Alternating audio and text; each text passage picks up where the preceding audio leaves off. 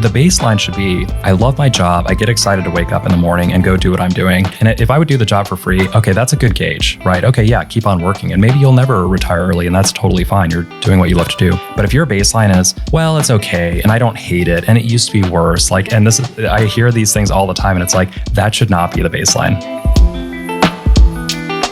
The Get Rich Slow Club podcast is a collaboration between Tash Etchman from Tash Invest and Anna Christina from Perla. The Get Rich Slow Club acknowledges the traditional custodians of the land we record on. From coast to coast, across land, waters, and communities, we pay our respects to elders past, present, and emerging. Any advice is general and does not consider your financial situation, needs, or objectives, so consider whether it's appropriate for you.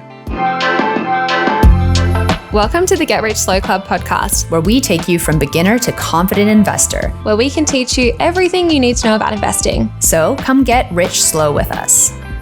Hello and welcome back. I've got 3 really fun guys here with me today that I met at this weird fire retreat the other weekend. No, it was lots of fun. We've done an episode on our top 10 lessons from that and our reflections on it. We've done an episode with Rob already. So if you're interested in that, go check that out as well. But this will be really fun because you guys have retired, or have you semi-retired? Where are you guys at? Yeah, no, I'm totally retired, just traveling the world. Perfect. And what about you, David? Yeah, so I'm not working. My wife and I are off work. I've been off work for about 2 years, and she's been off work for about a year. We're not done making money yet, but we're really enjoying life right now and kind of drawing down on savings, and we'll build it back up later on when we take on more work. Yeah, amazing. So before we dive into it too much, because there's so much interesting stuff to talk about, money wins, money losses. Do you want to start, Keith? So my most recent money win is when I flew over here from America. I found a business class flight on points. So I paid, I think, 70,000 points, which is equivalent of like $700 for a business class flight all the way from home to Thailand first, and then I came down here. Amazing. I love all the point hacks. That's so fun. Did you have to pay many taxes and fees as well? It was like $100. Oh, that's so good. Our ones are really expensive if you fly to the US from Australia. The taxes and fees are quite huge. Like sometimes I was looking at one even from Dubai to Perth, and that was $1,000 in taxes on top of the points. Wow. Yeah. So I feel like America is such a win. Do you like America or the US? Can I say either? Either one, yeah. Yeah, I feel like America just wins for point stuff. Yeah. When you say America, you say America. Oh. That's the proper way. Okay, I'll say the US then. What's your money win or money loss, David? I'll talk about, I've had a lot of money wins, but I'll talk about a money loss. So a few years ago, I had a couple of rental properties that were not very good rentals, but I had them for a long time. They'd appreciated a lot in value. And so I was selling them when back in 2021. And I wanted to get into other cash flowing rentals that actually cash flowed well, but I didn't have the confidence to go out and find the deals myself and then self-manage them. And so I went through a turnkey company.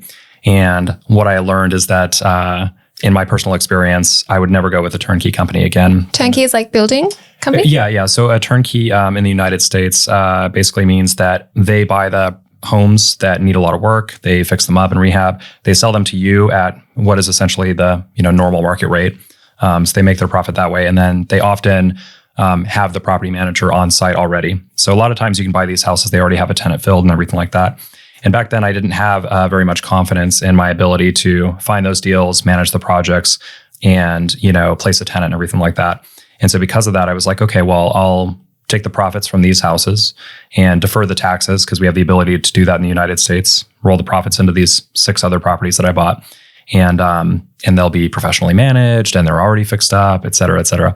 And it turns out that, number one, with property managers, nobody is going to care about your property as much as you do. And the property managers were fine, but I realized that I was paying them a huge amount of money to not really do a whole lot at all. So that was problem number one. Problem number two is that the numbers that were presented to me just did not really work out the way that they should have. So for example, one property, the numbers that were given to me said that it should cash flow about $650 a month. So I said, oh, that's great.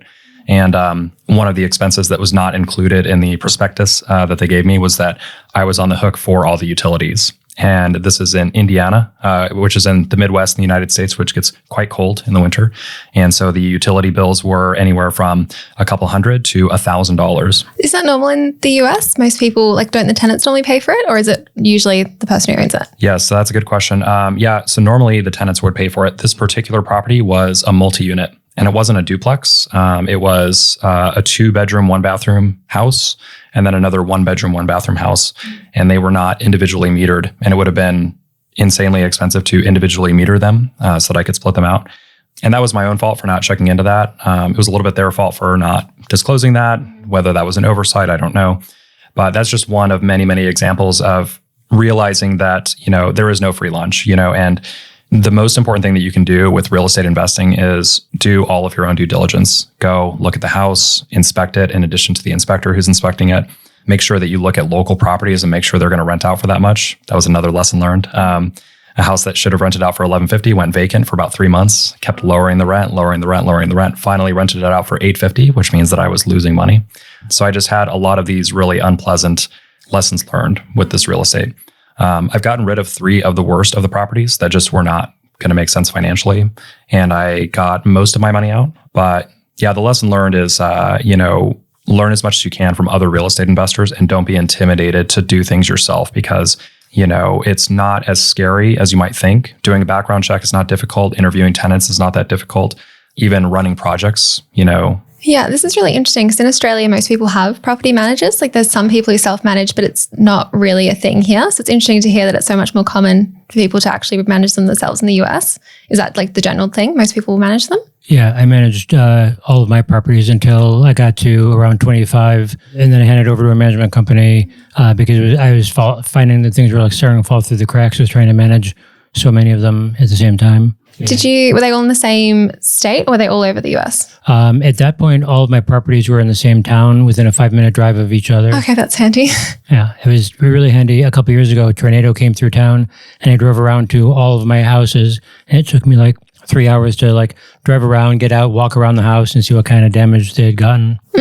Is there a number that you would probably manage yourself? Like if you went back in time, you'd say this is a comfortable number that I would manage? Probably around 20 or 25. I was okay. I was starting to get see things falling through the cracks.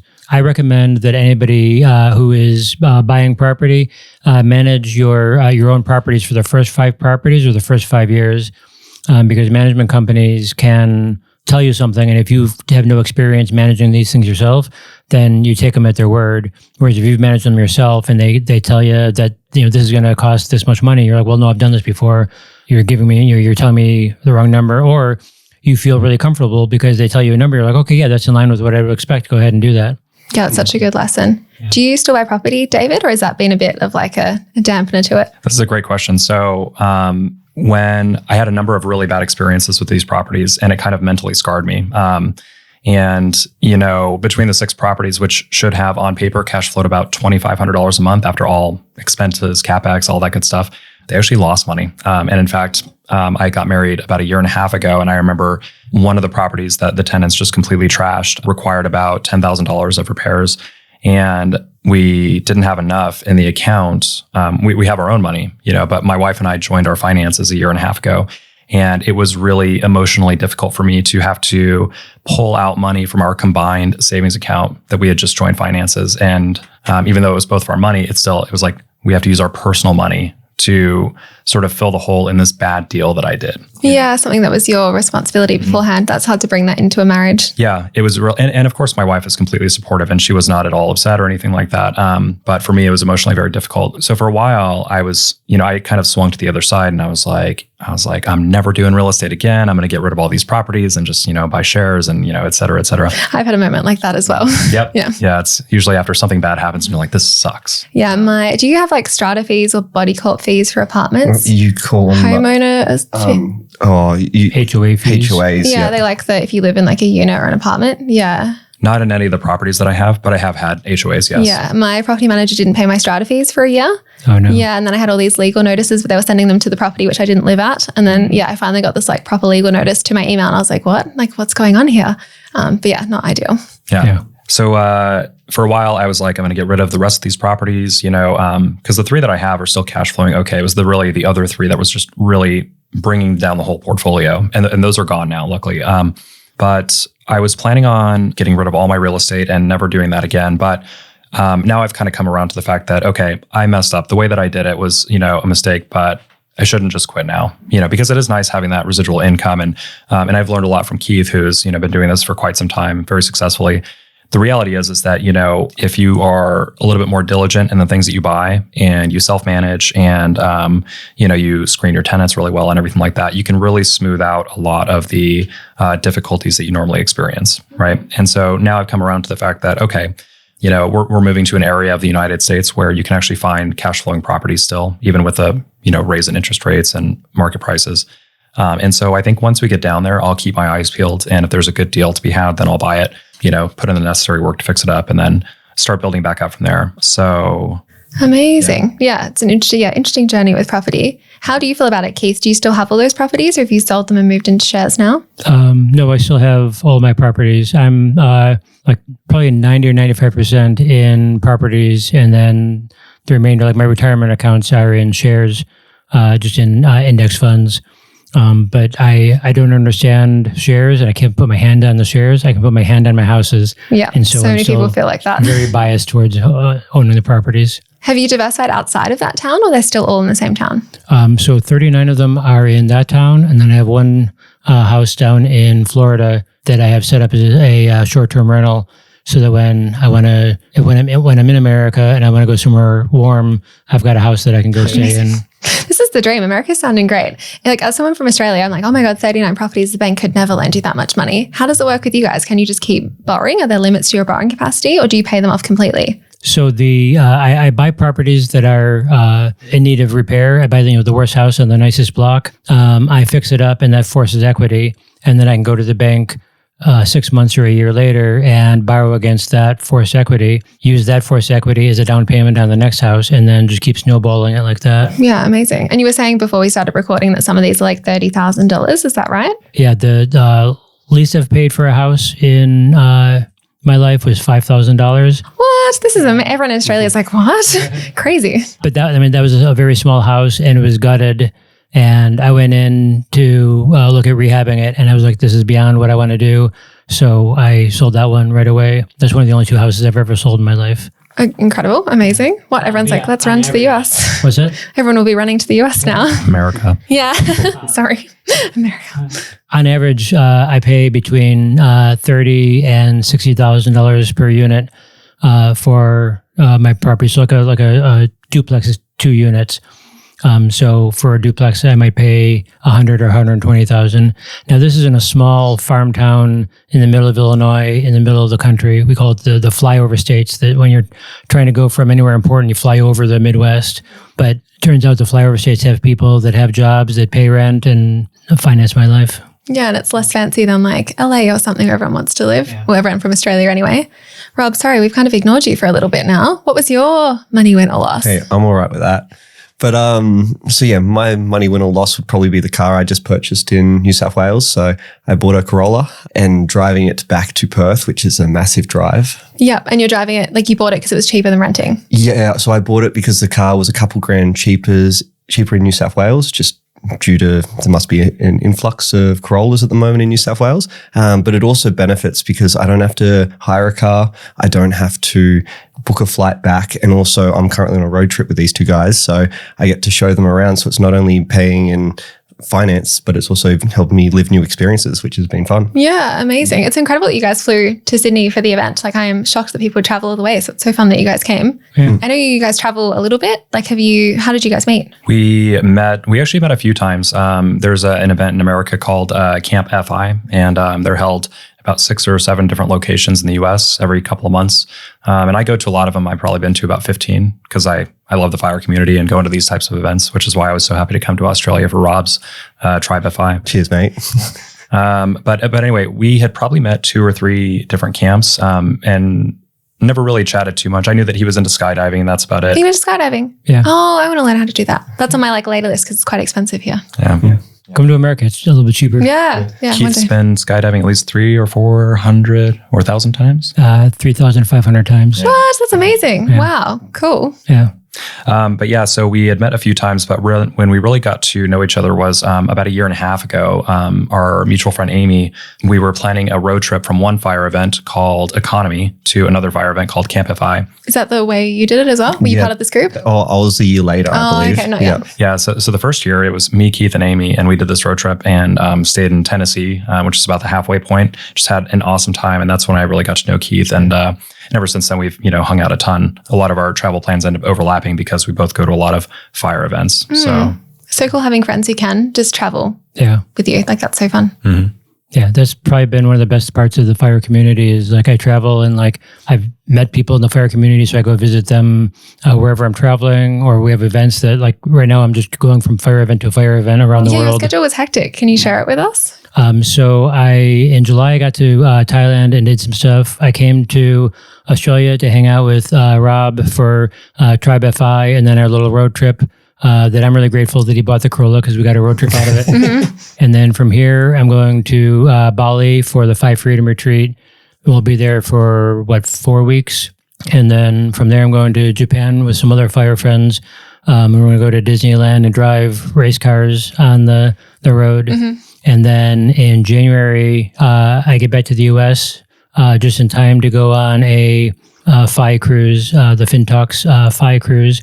I get back, and a day later, I get on a transatlantic cruise over to Spain with some fire friends.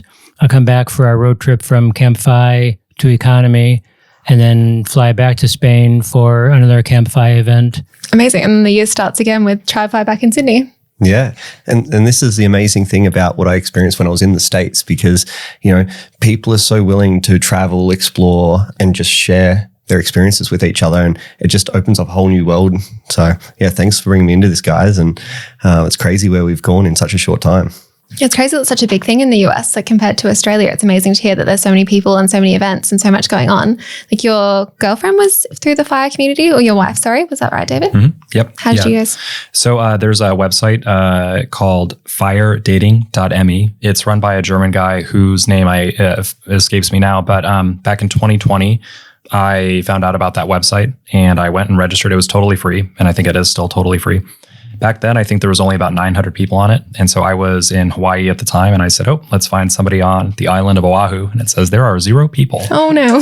And so I said, okay, let's expand to the mainland. And then my wife was in Virginia, which is on the complete opposite side of the United States. So 6-hour time zone difference. But yeah, we met, we connected on that website. Ironically, we were both in some of the same Facebook groups, but we just never encountered each other, But we met on that website and, started talking, and right away hit it off. I'd been trying to date for a while at that point on like Tinder and things like that, and it was just going nowhere. But we connected right away. We started texting back and forth, writing long emails back and forth. And then I remember the first time that we talked, I had an electric car in Hawaii, and there was 2 hours of free charging at the Target in the parking garage, the car park, as you guys said. Yeah. So I remember I plugged in my car, and then I called Ashley, my wife, not my wife at the time, obviously. But anyway, I called her, and we had such a great conversation. We didn't have to find things in common or anything like that. It just flowed really well. And I know that we talked for more than 2 hours because I got charged for parking. Oh, no. So, which is fine, but it was just, that was worth it. It was an amazing conversation. It was a great timing too. Well, this sounds bad. It was during COVID, and it was great timing in that she, her work schedule was 1 week on, 1 week off, because they were trying to stagger the offices to minimize the spread of COVID. So because of that, she had a ton of time to talk on the phone, and with the 6-hour time difference and everything. So, so we would chat pretty much every single day, and just, she flew out about 3 weeks later to Hawaii, and we were like, all right, let's see if we get along in person. And we got along great. So I had the opportunity to take orders to go to Virginia, about 4 hours away from, where she lived. And so then I was able to see her every weekend, which was great. So anyway, that's the story of my amazing. Wife. It's so good finding someone who's on the same journey as you, because I have found that hard previously. Like, now I have a partner who cares about money somewhat, which is good, but it's hard when you feel like you're in a completely different life path than someone, and you don't have the same goals as someone. And if you want to do something, like, people don't really like it when you're like, okay, I'm traveling, goodbye, sorry, you can't afford it. So it doesn't really work. But amazing. That's I'll have to see if we've got people on there in Australia. Could be a nice hike for some people. I happen to know, based on somebody that I was talking to earlier, that there are at least 300 people in Australia. Oh, okay. Because I've gotten questions about this before. Like, how do you find friends, but also how do you date with people with similar goals? So everyone who's listening, what's the website called again? It is firedating.me. Perfect. Amazing. How did you guys get into fire initially? Do you want to start, Keith? So I've always been a saver. When I was a kid, my dad used to talk about he wished he would have bought property when he was young so he could have it paid off and retire when he was old. And so I started buying property in 2003, just based on, my dad said I should have some rental property. And then it just sort of grew from there. And I've always wanted to, so when I was in high school, my mom was trying to teach me how to balance my checkbook, and I hated it. So I decided that my solution to this was just always going to have so much money in my checking account that my expenses could empty out of that, and I wouldn't have to worry about making sure that I had enough money. And that's not just a matter, I'm not just saying like, oh, well, then, just make a lot of money. But I would look at my checking account, like, all right, back when I was younger, I've got $500 in my checking account, so I can't go on this trip or I can't buy this thing because the thing is $400, and that puts me really close to zero. And so I controlled my spending, and then also always was trying to increase my income because I wanted to buy these things that I didn't think that I could afford. So both lowering my expenses and increasing my income, just out of laziness and not wanting to balance my checkbook. Amazing. What a good catalyst for change. No thanks, that's not what I want to do. What were the jobs you worked? I remember you were saying that they were not super high paying jobs originally either. So I've had a lot of jobs in my life. I was a massage therapist when I was 19 and realized that I was not going to get wealthy doing that. Mm-hmm. So I became a truck driver to go see the country. Amazing. Saw the country for 3 years, built a lot of great experiences, but missed my friends back home.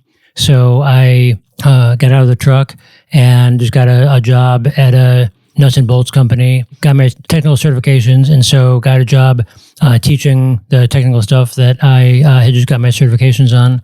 And that's where my income exploded. I quadrupled my income in 2 years at that first job, and then it kept growing from there, growing a lot more slowly than the quadrupling. And then I was doing that until 2006, when I had an accident, broke a lot of bones, got some brain damage, and all of a sudden I was terrified. I was like, how am I, I woke up in the hospital. I'm like, how am I going to pay my bills if I'm not able to stand to walk around and teach? And so I seriously got more interested in buying more property. And I sat down at a restaurant about a year later and did the math of okay, how many properties do I need to equate to the income that I have now?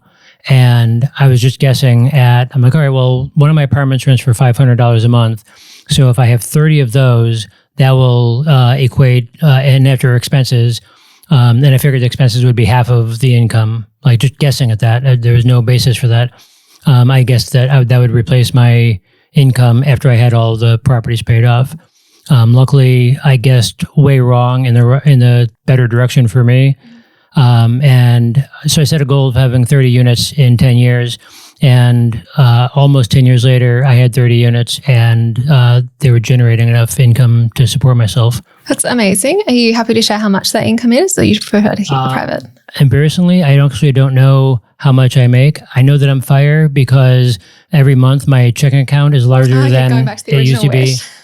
Amazing. That's such an amazing story. And there's so many, I think, misconceptions around FIRE that you need to work a fancy corporate job, or you need to have lots of income or rich parents to make this work. But it's amazing that you made it work. And you had those moments in your life where you're like, no, I need to actually make sure I'm financially independent so I can look after myself. Yeah. Yeah. Incredible. What about you, David? So if we go back a little bit, because I like to tell long stories. So I was not the financially responsible person like what Keith was from an early age. Up until about my, I would say early 20s, 22, 23, I was just absolutely terrible with money. As soon as I could get a credit card, I got a credit card, and I maxed it out and I overdrew my checking account. And so in order to, make ends meet, I applied for another credit card and I kept on doing that.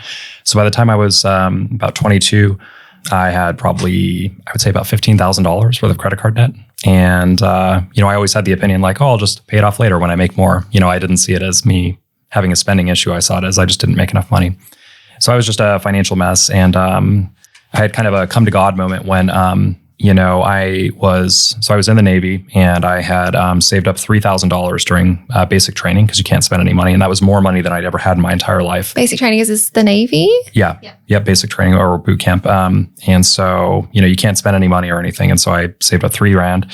And then I was living for free in the barracks, going through my initial training and everything, and not making a whole lot of money. I think my base salary was like $1,700 a month, but it was all spending money because I didn't have any expenses except for my cell phone. So during the first 4 months of my training after boot camp, I went from having $3,000 in savings to having like less than $400. And it came time for Christmas for me to buy a plane ticket to go back home to Arizona to see my mom. And I almost didn't have enough to buy the plane ticket. And I was like, what the hell happened? Like, where has all my money gone? I've been here for 3 months and I've spent all of my paychecks and all of my savings. Like, what? That was like my wake up moment. Like, something is wrong. And that's when I first added up all of my credit card debt. I had some student loans and everything like that. And just the credit cards were like $15,000. And I remember feeling just absolutely worthless, just like an absolute failure. Like, why can I not figure this money thing out? And it turns out most people, at least in America, are actually in that type of situation. And now I work with clients. This is what I do for a living now, is like work with coaching clients. And they all feel the same way. They're like, I know I should know how this works. I know I should be better at this, blah, blah, blah. And what they don't realize, and what I didn't realize, is that it's not human nature to be like good at managing money. So anyway, long story short, I was in a huge amount of debt, and that really woke me up. And so I started learning about how money worked, how budgeting works, and everything like that. And I was able to slowly dig my way out. And concurrently with that, I was getting a lot of pay raises in the Navy. You get automatic pay raises every January 1st for cost of living. After you've done a certain number of years, you get a pay bump. And then if you get promoted, you get a pay bump. So you actually get some pretty solid raises. And so as I was paying down my debt, my income was going up, and I was able to rapidly pay it off. And I was also investing in this thing that we have called the Thrift Savings Plan, which is the government 401k. Yeah, Thrift Savings Plan. Yeah. So government workers in America and military people know what I'm talking about. Yeah. 401k is like our super fund. Yep. Yeah, exactly. So I didn't even know what that did. I just was, putting money into it, and it was growing with the stock market. And I was like, what is this magic money machine that is growing my money? Like, I knew about CDs, and that's about it. CDs. CD in America is where you give the bank a certain amount of money and they lock it up for 6 months, a year, whatever. Term deposits. Mm-hmm. Yeah. A term Certificate of deposit. Yeah. Perfect. Sorry, I keep forgetting like CDs, like country. DVDs. Yeah. What's a CD? So anyway, I was watching this account grow, and I was like, this is amazing. So I started putting more money into my TSP because I just loved watching the money grow. And, I came from I would say like lower middle class background. Like, we didn't really have, like, we were never hungry or anything like that, right? We're never like poor, but like, we definitely never had like a lot of money, And so watching this like account balance grow a lot. This is the early 2010s when the American stock market was just going bananas. It was like really exciting to me. So I started putting all my raises into it and everything. And I was just shoveling a lot of money into that. And I had no real goal with that. I wanted to be rich, but I just didn't know even what that meant or why or anything like that. So I had no real purpose. I just liked watching the money grow. And then, in 2018, I'd been in for about 8 years, and I was obligated for another 4, but I was really, really miserable at my job. I was super burned out, super stressed out all the time, for many, many reasons. But I was pretty much resigned to the fact that I was going to stay in the Navy for the full 20 years because we get a really generous pension if you do at least 20 years. So I would have been 42 when I got out with a pension.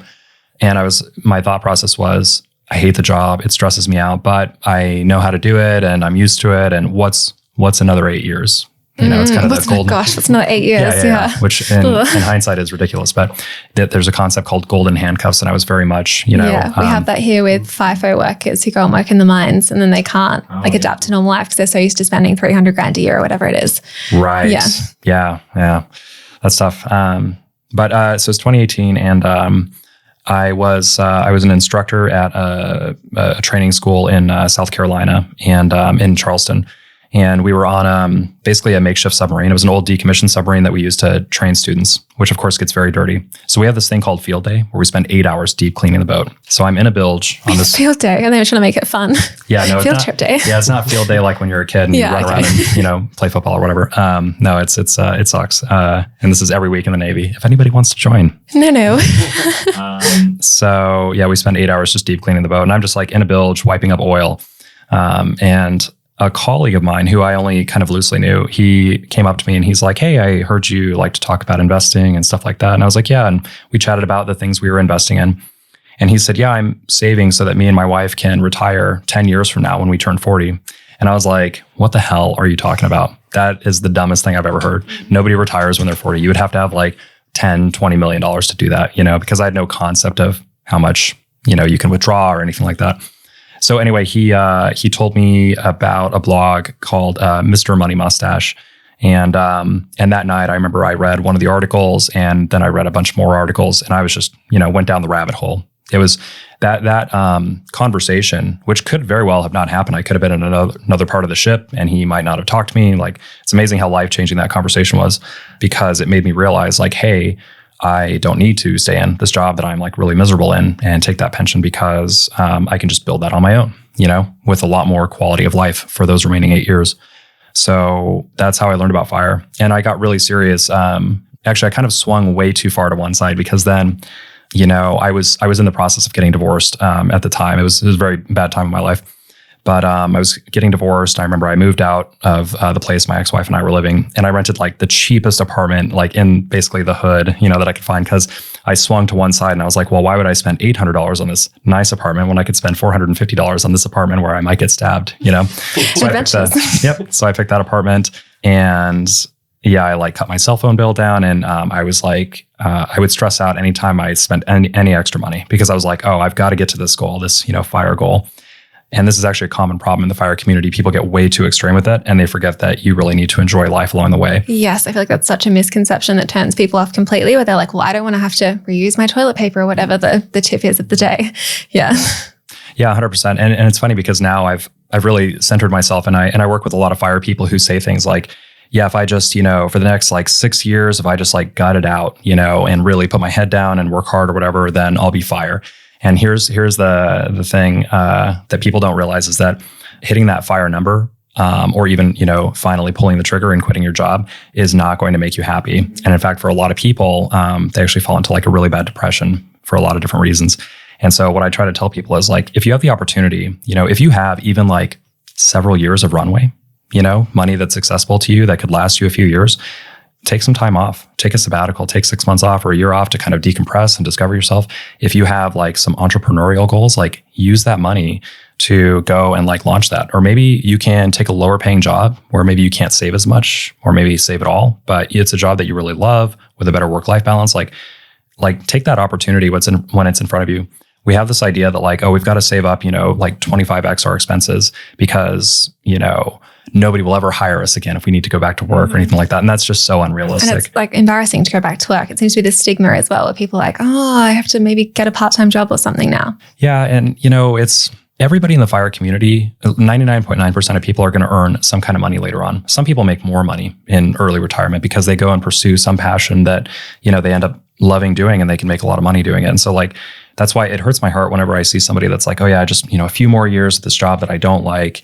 And sometimes when I talk to people, they say things like, well, I don't hate my job. It's okay. And I'm it's like, it's not bad enough yet. Yeah. And so my opinion, and for anybody listening, if your baseline, the baseline should be, I love my job. I get excited to wake up in the morning and go do what I'm doing. That's when if I would do the job for free, okay, that's a good gauge, right? Okay, yeah, keep on working. And maybe you'll never retire early, and that's totally fine. You're doing what you love to do. But if your baseline is, well, it's okay, and I don't hate it, and it used to be worse. I hear these things all the time, and it's like, that should not be the baseline. Yeah, and people are afraid of what's next. Like, is it going to be worse if I leave? Like, this is okay. Right. Yeah. So, yeah, if you're out there, I'm going to tell you, don't wait until you have, this huge amount of money. Like, if there's something else that you could be doing, or you could be taking a break and kind of like decompressing and, focusing on your own life or your family or whatever it is, take that opportunity right now. I promise you, you can make more money later on. And it is okay to spend down some of your savings. Yeah, I did this. I used to be really frugal because I liked saving money. I liked making it a game. I just enjoyed seeing my money go up as well. And I worked a lot. Like every free hour I had multiple jobs all the time. And then I quit to do social media stuff full time, which is interesting. But then I went through that kind of like crisis moment of like, oh no, I don't know what I actually want to do with my time. I'm not busy 24/7. Like, what do I actually enjoy doing outside of just working and doing stuff all the time? But it's good to do that now instead of waiting until later. And then you're like, 40 with kids, and you're like, I don't know what I want to do with my life anymore. Mm-hmm. Yeah, it's very interesting because so I'm sure it's the same way in Australia, but like in America, the typical person, works until they're 65, 66, 67 years old. And it's super, super common for people to retire And a lot of people get divorced right after that in their late 60s. And a lot of people die very soon after that. They start getting very sickly. And it's, and the exact same thing actually happens in the fire community. And this is why people think maybe like, oh, I'll never retire early because then I would just get bored or depressed or whatever. It's the same problem in both situations, right? And the problem is that you can lose your sense of identity. You can lose maybe all your friends are at work, or at least your the people colleagues. You see. Yeah. The people you see. Yeah. And you lose that like sense of purpose, right? And that is a problem whether you retire at 35 or 40, or whether you retire at 70. But it's a lot easier to deal with the problem when you're 35 or 40. You can discover new interests. You can make new friends and things like that. But I will say, don't wait to start doing those things until you've like pulled the trigger. This happens all the time. People say, you know what? As soon as I pull the trigger, as soon as I fire, then I'll start figuring out. I'll have plenty of time to figure out my interests. And I promise you, you're going to do what everybody else does, which is like fall into a sense of depression, right? Become very lonely. And you're probably going to go back to work, frankly, because it's like, it's an easier thing. It's easy to just go back to work and then you're just kicking this problem down the road. Yeah, and you're not really thinking about it. You know where you have to show up. You get to see people. You feel like you're socializing, even though it's not really intentional socializing most of the time. Because I found that as well now. Like I have to make an effort to see people, which is good though, because then I choose who I'm seeing. But before it was nice to just walk in and be like, oh, what's the office gossip today? Yep. Which is fun. Yeah, 100%. That's something my wife and I have made a real priority is, we want to get like physically healthier, eat better and be healthier so that we can live a long life without being like overweight or unable to do things or whatever. And the other thing is like our social network. When I was in the Navy, I didn't realize this, but like I was actually very lonely, and I was at work all the time. You work very, very long hours. You're out to sea for months and months with all these people who are fun to hang out with and stuff like that. And they were friends, but when I left the Navy, that was kind of gone, and I didn't realize like how lonely I was until I left. And now my friend network has kind of been replaced by, all my fire friends who, I see all the time, whether it's in Washington, D.C. or going to different fire events or whatever.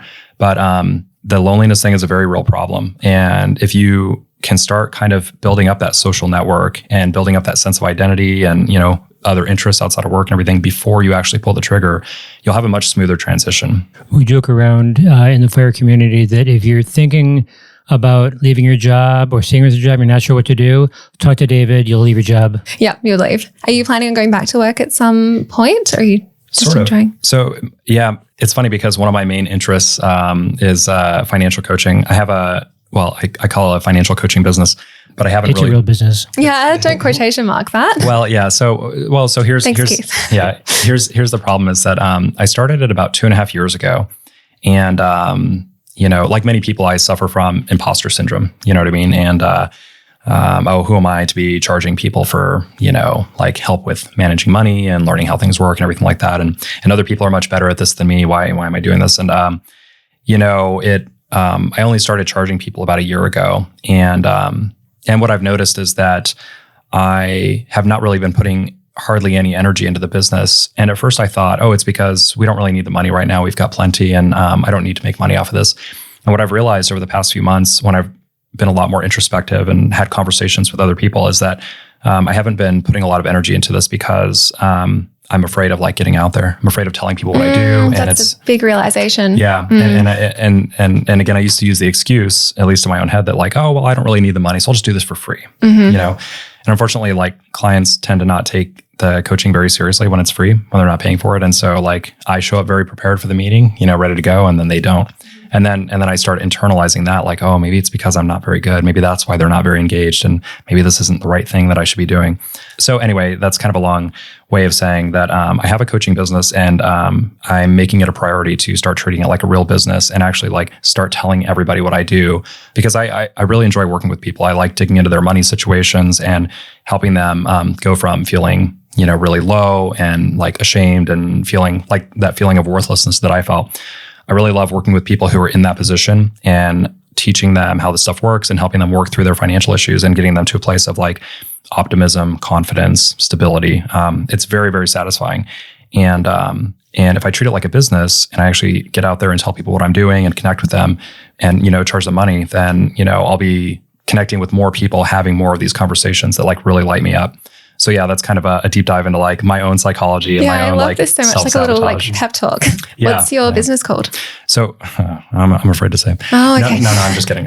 So the business is called Dream Financial Coaching, which is kind of a silly name, but it's there. No, don't so. talk it down. It's a cool name. Yeah. You want people to dream big. Yeah. And on that, as someone who's sat in the car with this man for the last week, listening to him at the event and all that sort of stuff, he doesn't shut up. But some great nuggets come out of this. Like I've learned so much from David, and I appreciate every time I get to sit down and chat with you and when I get to listen to your stories in the car. So, man, don't stop sharing it and believe in yourself because it's going to go good. And this is a big thing about fire and actually taking that time, stepping away from work and pursuing something you're passionate about, because it's not work if you love it, but it still can earn some money. And, I hope you do well because whatever you're charging, it's, you should be charging more because you give great advice. Yeah, I have a long list of people who have told me that they sat down at a campfire or got on a phone call or whatever with David, and it's changed the trajectory of their life. Not just like, oh, he had a couple of good nuggets of wisdom, but like my whole life changed because he pointed things out and I acted on them, and it's done wonders for my life. And those are just the people that I've talked to, not having anything to do with his business. And he's got people that he's coaching in his business who are starting from much less of a financial knowledge point that I'm sure that he's blown them away. So yeah, you're way too humble for How wholesome is this? This is so lovely. All the nice a great therapy compliments. session. Yeah.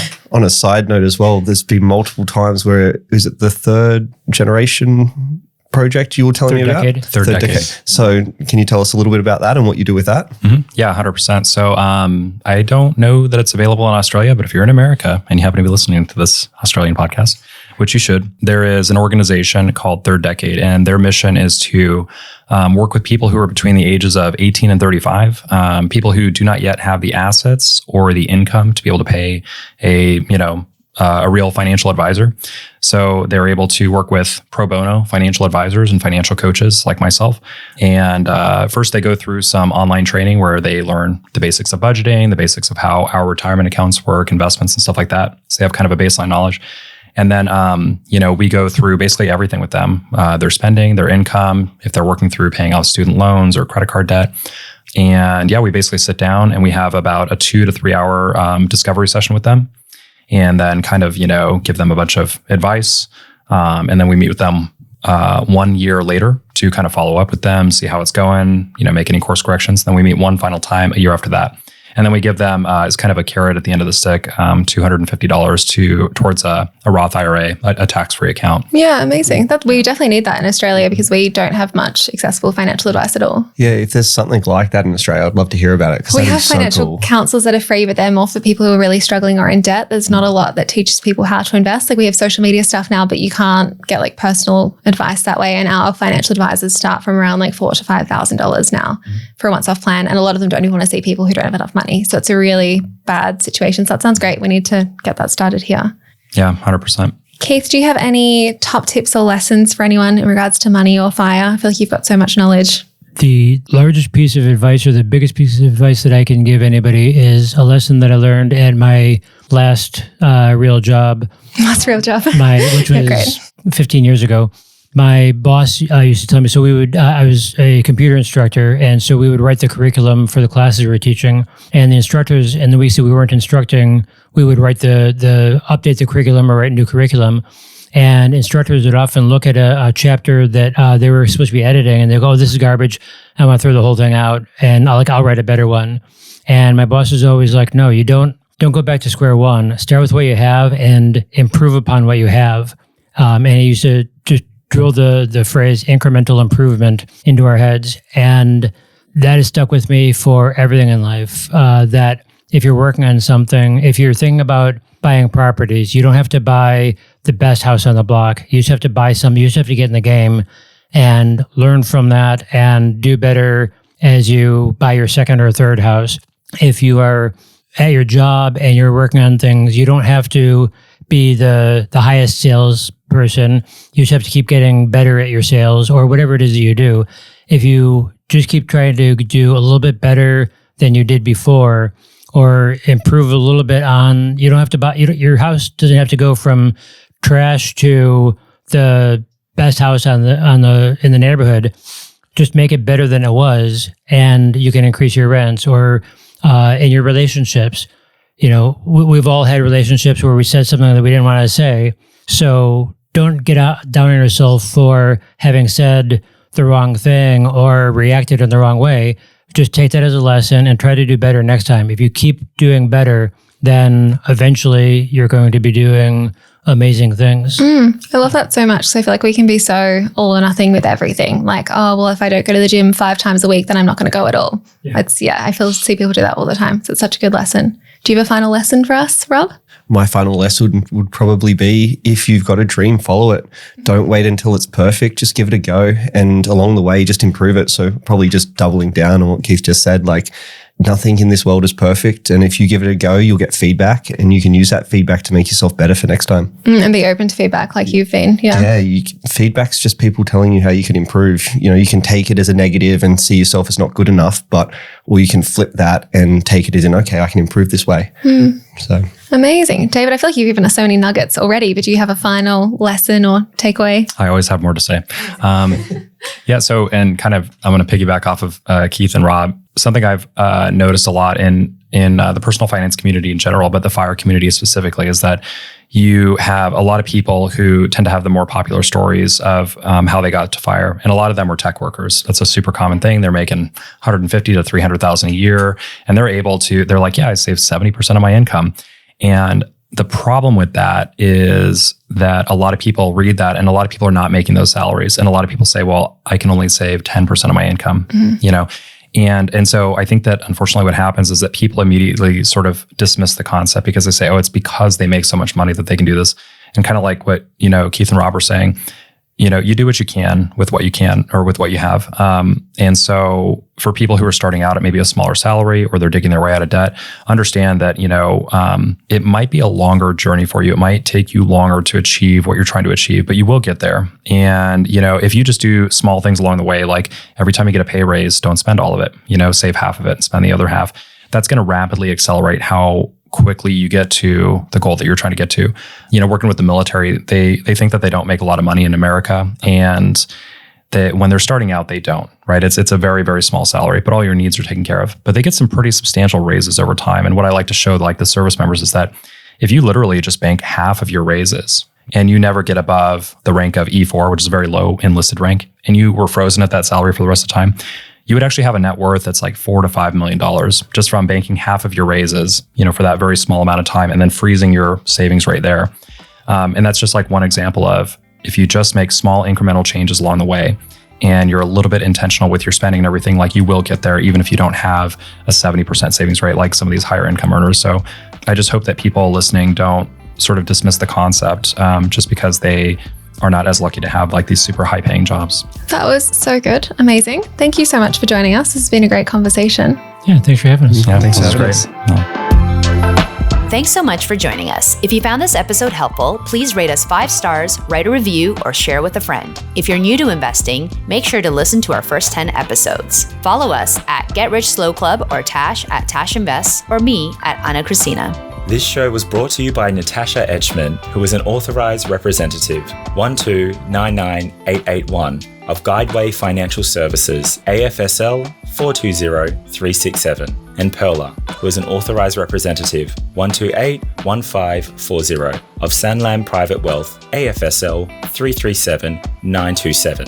Knowledge is power, especially when it comes to investing. So make sure you check out our financial services guides and read the product disclosure statement and target market determination for any investments you're considering. See our show notes for more info.